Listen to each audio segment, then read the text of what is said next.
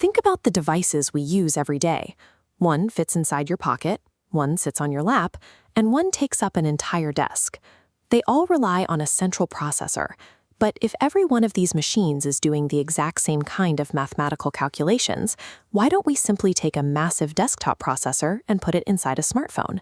Whether you are rendering complex physics in a video game or just opening a web browser, every single action eventually breaks down into billions of tiny binary operations.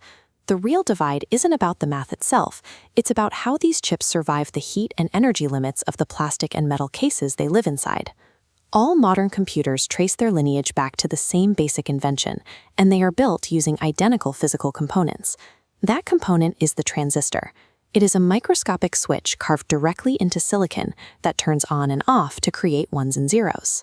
Since those microscopic building blocks are identical across all devices, engineers have to adjust the larger scale of the chip to battle the enemies of electronics: heat and power starvation.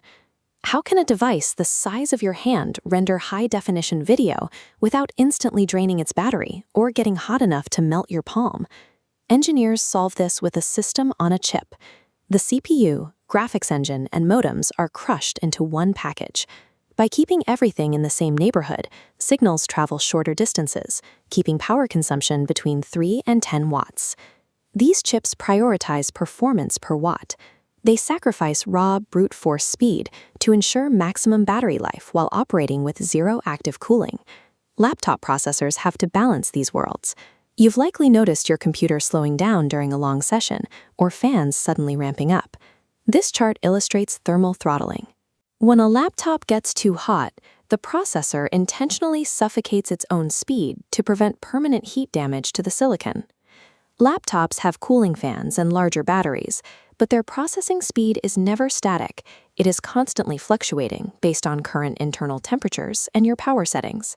These processors operate in a state of constant negotiation, trading clock speed for thermal safety to keep the machine running within the limits of its battery. So, what happens to processor design when engineers no longer have to worry about protecting a delicate battery or squeezing into a thin metal envelope? Desktop processors are built on the assumption that they have unlimited electricity from a wall outlet and plenty of physical space to mount massive metal heatsinks. Because they are completely unconstrained, these chips can consume 200 watts or more. They can sustain absolute peak performance indefinitely to handle heavy 3D rendering or complex scientific simulations. When the strict limitations of power starvation and heat buildup finally vanish, maximum sustained mathematical output becomes possible. Many people assume a higher gigahertz number automatically guarantees a faster computer. That isn't the case. This diagram illustrates a concept called instructions per cycle, or IPC.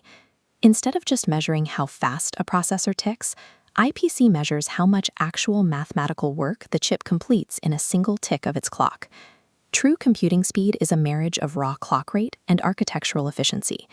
This is why a slower, highly optimized modern chip can easily outperform an older processor that ticks at a higher frequency. This comparison matrix shows the stark physical realities of our three form factors: the 3-watt phone, the 65-watt laptop, and the 200-watt desktop. None of these processors are inherently better than the others. They are simply the optimal solutions to entirely different physical puzzles. As we demand more from our devices, the facilities required to build these chips have reached a point where technicians must work in environments thousands of times cleaner than a hospital operating room. The next time you open an app or boot up a game, you are experiencing the result of an invisible, ongoing engineering battle against the strict laws of physics. What kind of device are you watching this on right now? Let me know in the comments below, and don't forget to subscribe for more deep dives into the machines that run our world.